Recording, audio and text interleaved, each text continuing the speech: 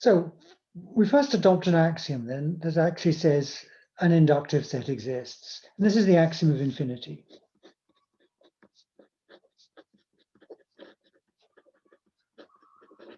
Which you can see there on line 447 in the notes, on page 18.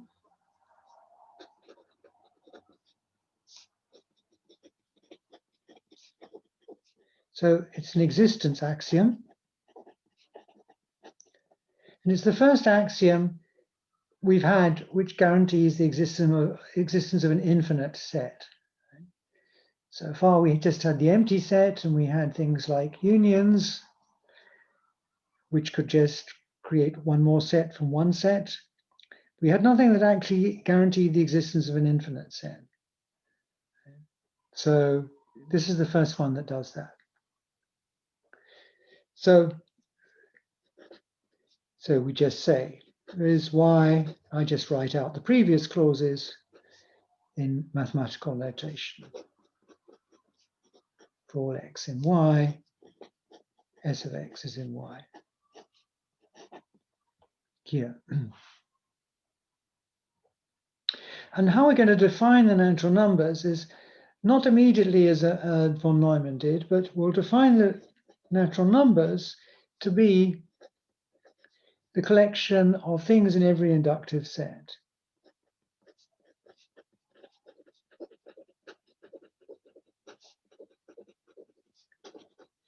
X is a natural number if, for any y, if y is inductive, then x is in y.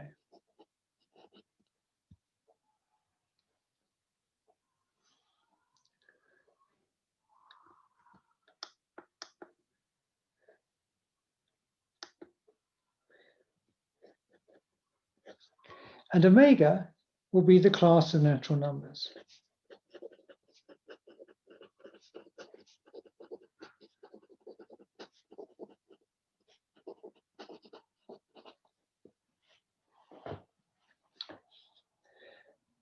So basically what we've done is define omega to be the intersection of all y's where y is inductive.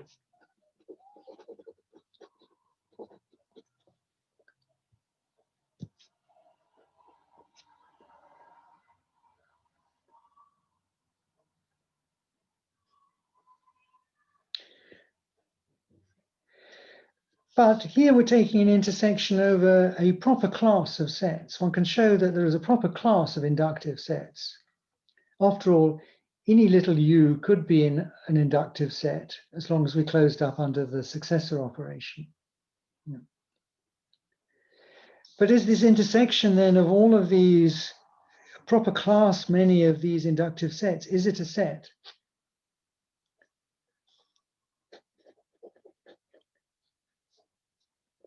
And the proposition 2.3 says yes, it is.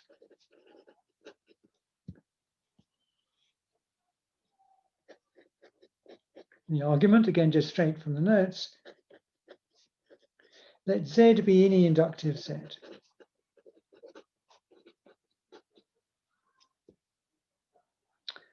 Right? We know there is such by the axiom of infinity.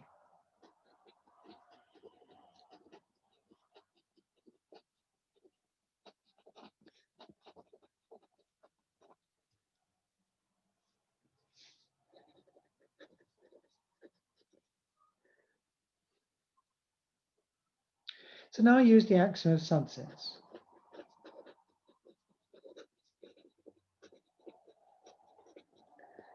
I'll say that there is a set N, and this is the collection of things that are in the inductive set Z that were given by the axiom of infinity. And now I'll say a well-defined property of sets. For any y, if y is inductive, then x is in y.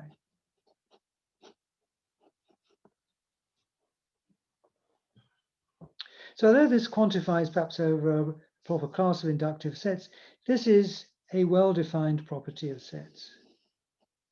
Right? It's clear what this means, right? For X to be in every inductive set. So the axiom of subset says I'm allowed to take the class that this defines and I separate out from Z the subsets of Z here which satisfy this property phi here. And the axiom of subsets declares that this is a set. But this n, of course, is the omega that we're after here.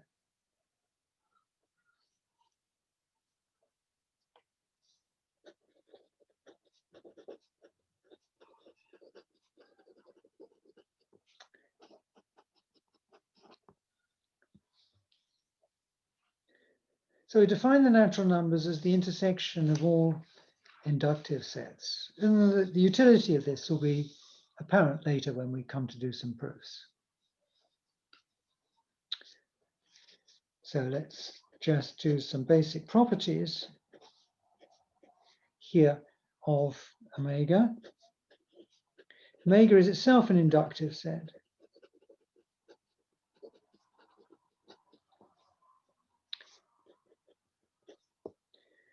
So because it's the intersection of all inductive sets, and it itself is inductive, it's going to be the smallest inductive set.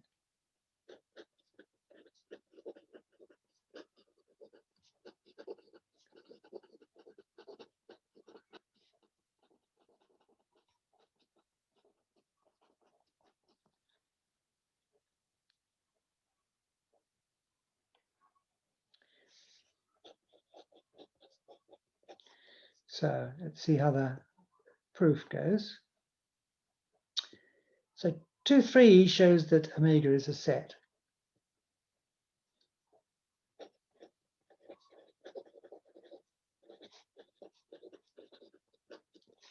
We need to show it's inductive.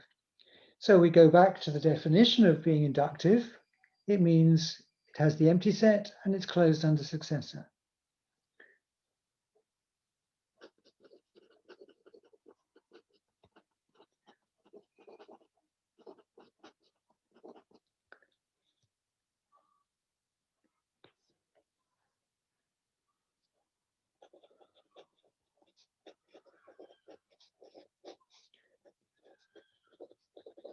So the empty is in all inductive sets by definition.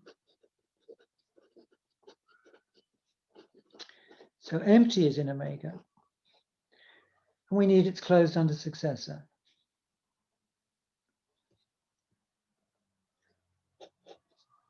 Now, if X is in omega,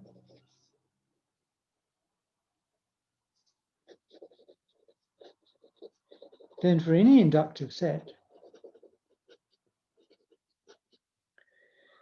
X is in it, because this is the intersection of all inductive sets, and any inductive set is closed under the S function. So for any inductive sets,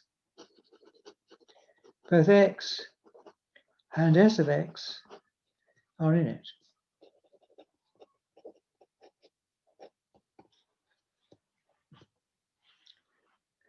So that's true for any inductive sets.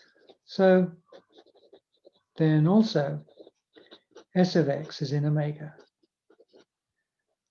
which is the intersection of all inductive sets. So omega is got the empty set in it and it's closed under S.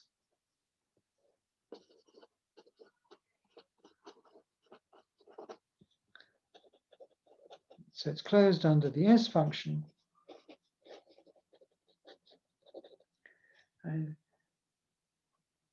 And so omega is inductive.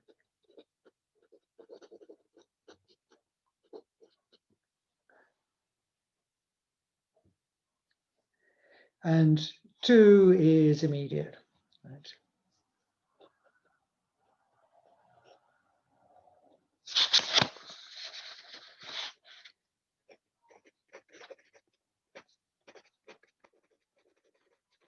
Because omega is the intersection of all inductive sets, and so if it's inductive itself, it must be the smallest one.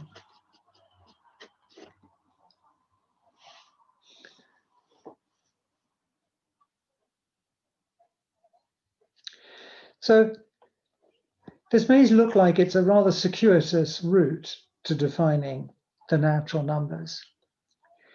But the reason we do it like this, and this was Dedekind's idea, is that we get a principle of induction out of this. So this is theorem 2.5.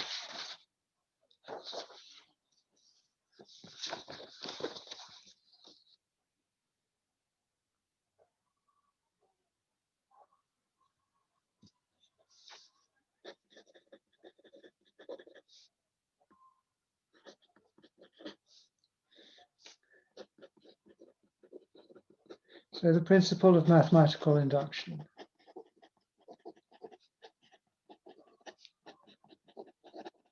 Which of course we tend to think of as being something, we're so used to it, we tend to think of it as being, almost obvious about a fact about the natural numbers.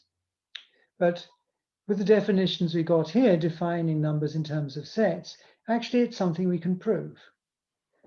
So we can prove that this is true of the natural numbers. And typically you want to prove some property phi holds of all the natural numbers. So let's think of this as a well-defined property of sets,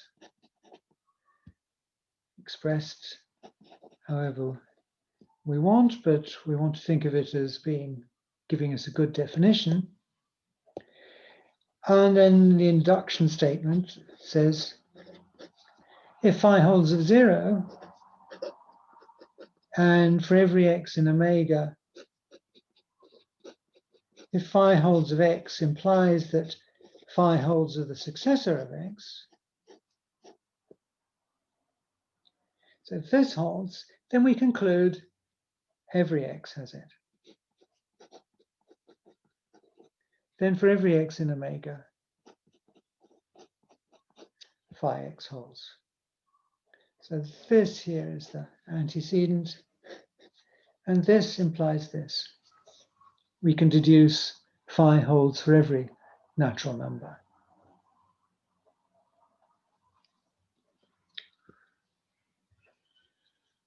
Okay, so what then is the proof?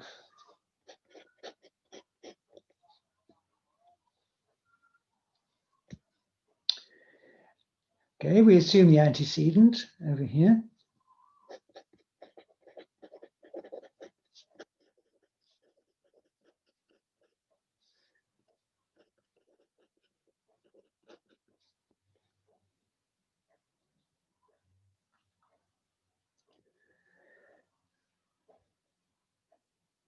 So it suffices to show, right, that the collection of x's in omega for which phi holds is inductive. Because I know that 0 has property phi. And if I know that the collection of x's in omega that have property phi is inductive, I know that it must be all of omega, because omega is the smallest inductive set.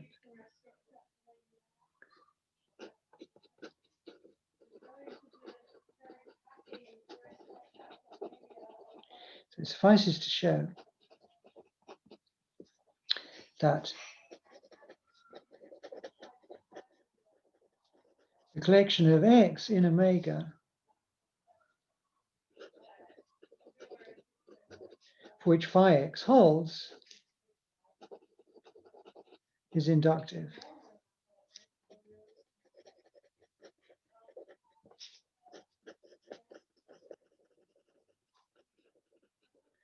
Because then, as phi 0 holds,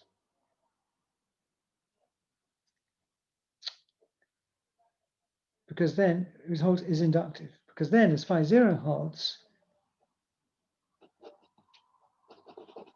contains all of omega.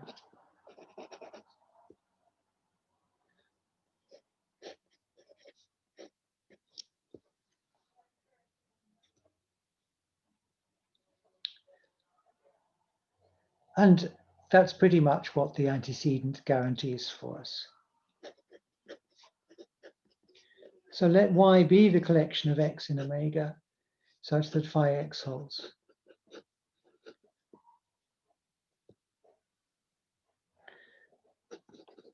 Okay, the first part of the antecedent. So the first conjunction of the antecedent up here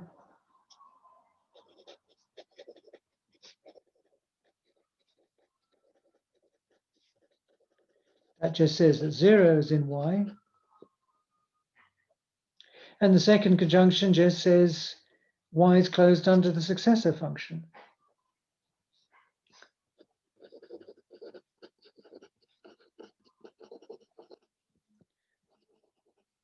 Sorry, second conjunct is the right word, not conjunction. Second conjunct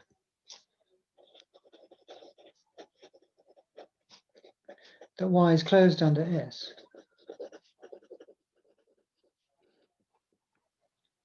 So y is inductive.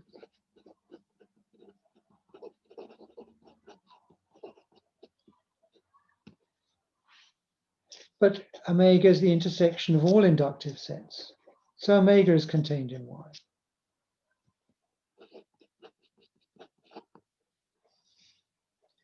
So this is a prototype for argument about proving things in the natural numbers by induction.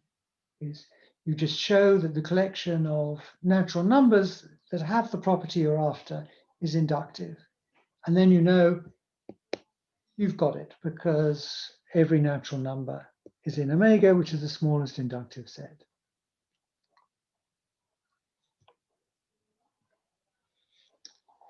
Okay.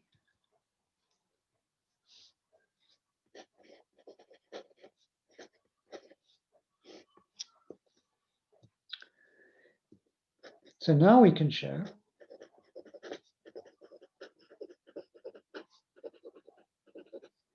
every natural number, y, is either 0 or is a successor.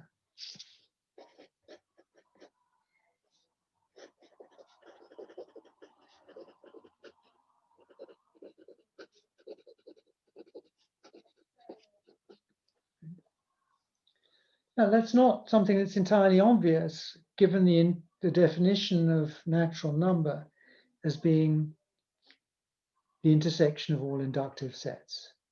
Clearly, it's something that is true of our everyday natural numbers, and we want it to be true of natural numbers defined in this way.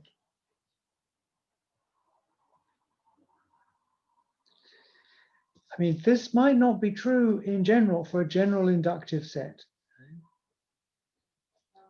Because we saw in a general inductive set, there are other chains possible. And there may be other relations, there may be other numbers, other things in an inductive set that are not the successor of something.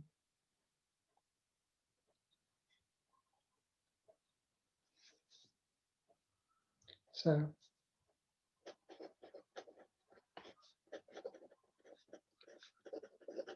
this is not necessarily true for y in some arbitrary inductive set.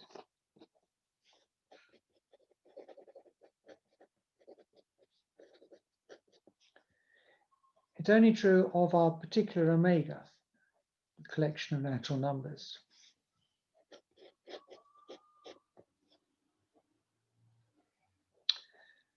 So what would the proof there be? So again, we've got something that we want to be true of all natural numbers. So we formulate a property and we show it's inductive. And therefore it will contain the set of natural numbers satisfying that property will be all of them. So let's look at the y's in omega such that either y is 0 or there is some x in omega such that the successor of x equals y. So here I've got a property of y right? It's either 0 or successor of something.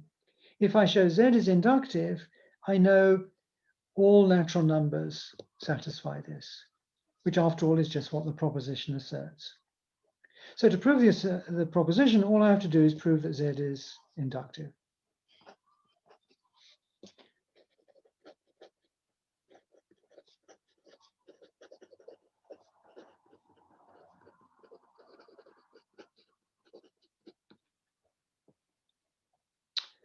Okay.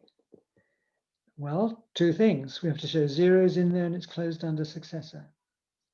Well, 0 is clearly there by this disjunct here.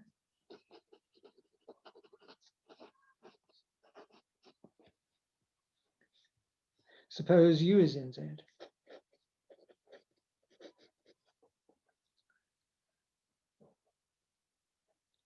Okay. Then U is in omega.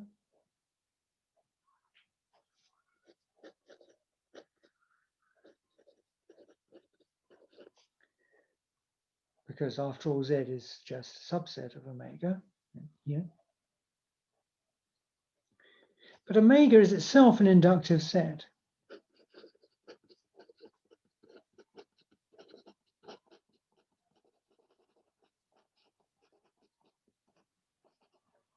So S of U is in omega.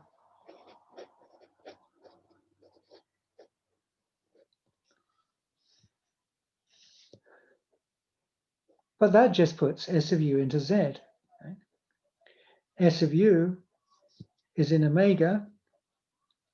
It's not empty, but it is the successor of something. Right? It's the successor of U. So it's simple, really. S of U is in Z. So Z is inductive.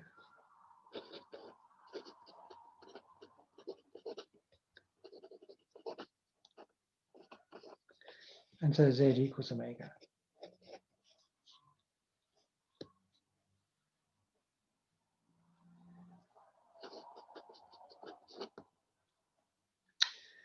So that finishes the proof there for 2.6. Okay.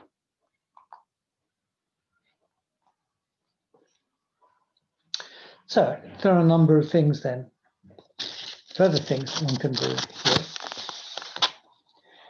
So we'll prove what we indicated on the board before, that the natural numbers are transitive. Actually, I'll leave that as an exercise. But then from that, one gets that omega is a transitive set.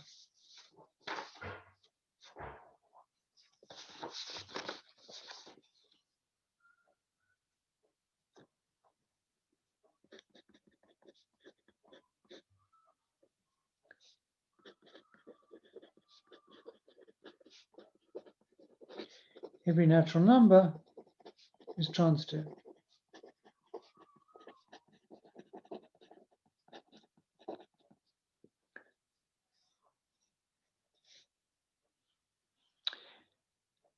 And so what you do is show that the collection of transitive natural numbers is inductive.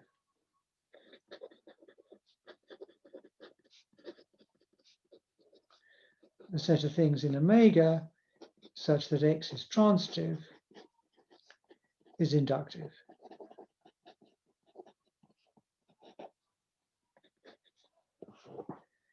Because then you've got a subset of omega which is inductive, so it's all of omega. And they're all transitive. Okay, so I leave that one as an exercise. And then from that, we can deduce that actually omega itself is transitive.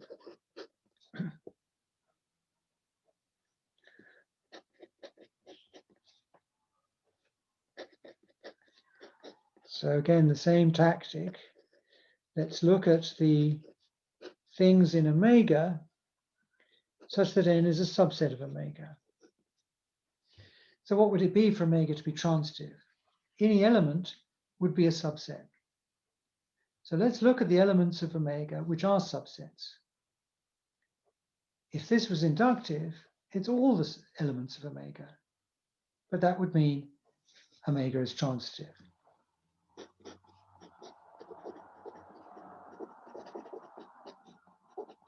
If X were inductive, then X, which is contained in omega, is contained. So it equals omega.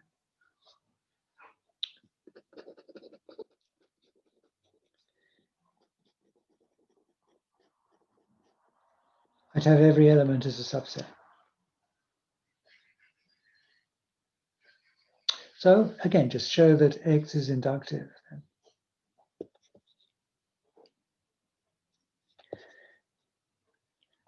So again, trivially, our friend the empty set is going to be an X because it's a member of omega, and the empty set is a subset of everything. We want it to be closed under S.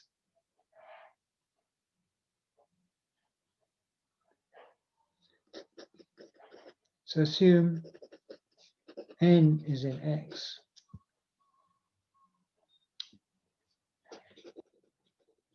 Then N is a subset of omega. Yeah.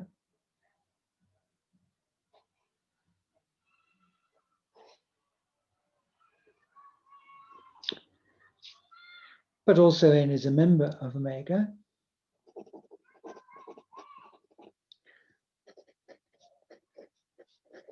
So I deduce that singleton N is a subset of omega,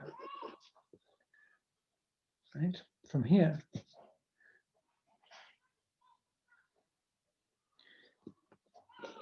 So N union singleton N is a subset of omega. It's just two subsets of omega put together here. But what is this? It's just S of N here. So what have I got? I've got that S of N, right? It's a natural number because N is in omega, and omega is transitive, so it's closed under the S operation.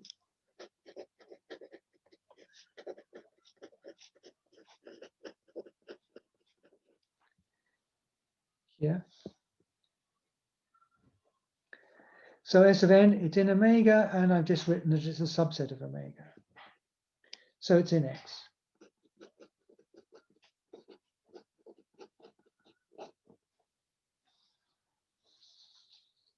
So we have then that X is transitive, X is inductive, and so it's all of omega.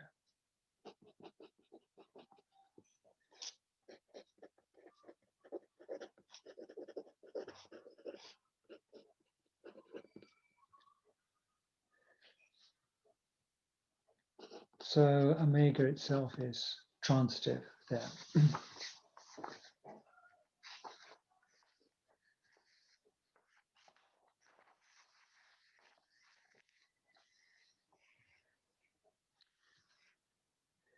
Okay. Now, we are not going to do every section of these notes. We're going to do most of them.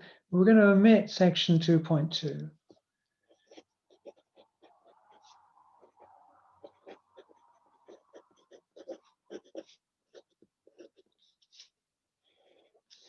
Okay.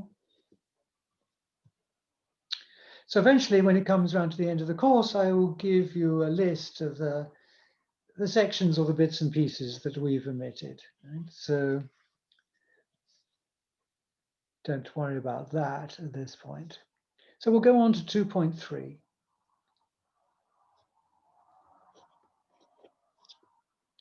The well ordering of omega.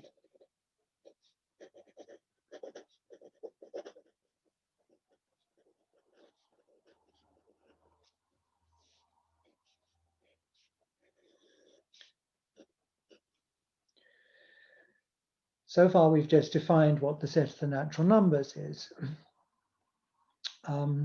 We will now define what the less than ordering is.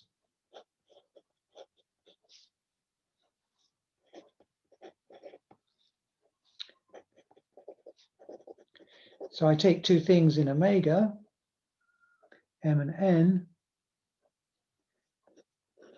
I'm going to set m is less than n if and only if m is a member of n.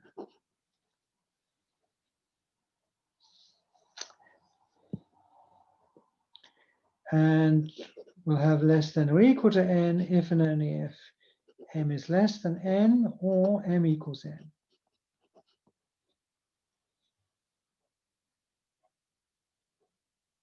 So let's just see why this works. What did we have? We had that 3 is 0, 1, 2. So this is the successor of 2.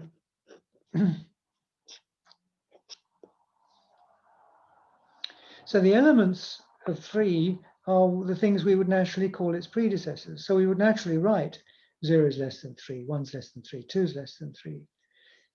So less than coincides with set membership. This is another convenient feature of the von Neumann natural numbers. So for any natural number, the collection of its predecessors we've got is ordered by set membership. And I can just say less than instead of set membership. And of course, we more usually say less than, right? So the other thing to note is if m is in omega here, then m is less than the successor of m. Because after all, the successor of m is just m union singleton m. So m is a member of this.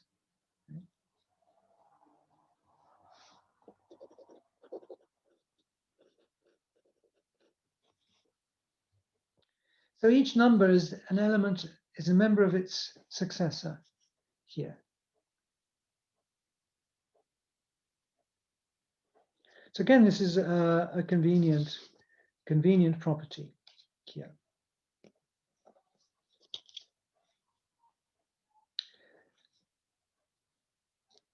Okay, so next lemmas.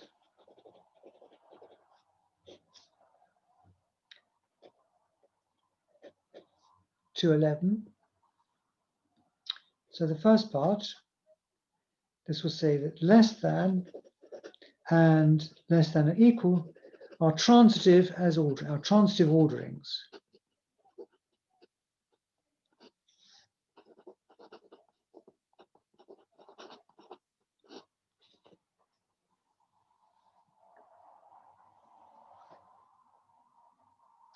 And the second part is saying for any natural number n, and for any m, if m is less than n, this is true if and only if the successor of m is less than the successor of n here. And the third part says for any m in omega, m is not less than m itself.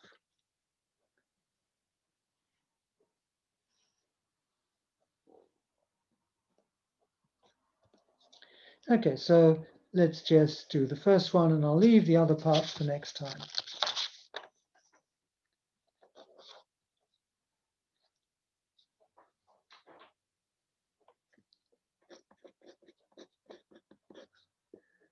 Part 1. But actually, this transitivity is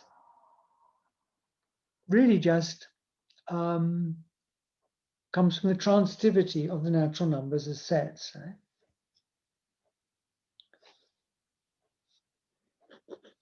N is a member of M is a member of K, right? Here,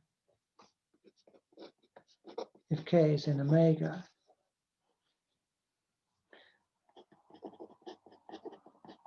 Implies N is a member of K.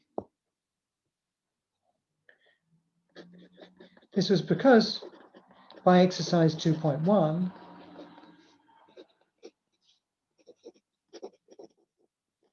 we have that K is transitive. So M is being a member of K is a subset.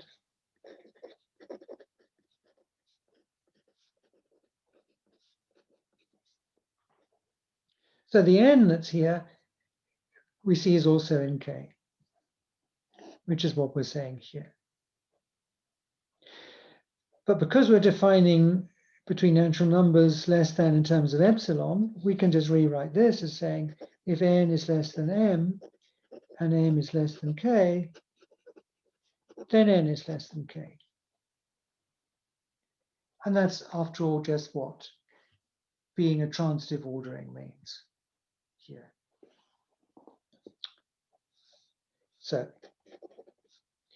the argument for less than or equals is really no different.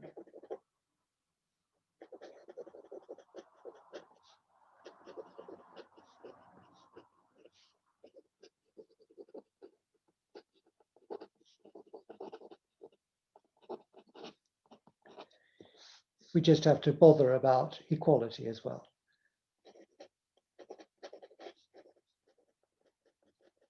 That's only a little different.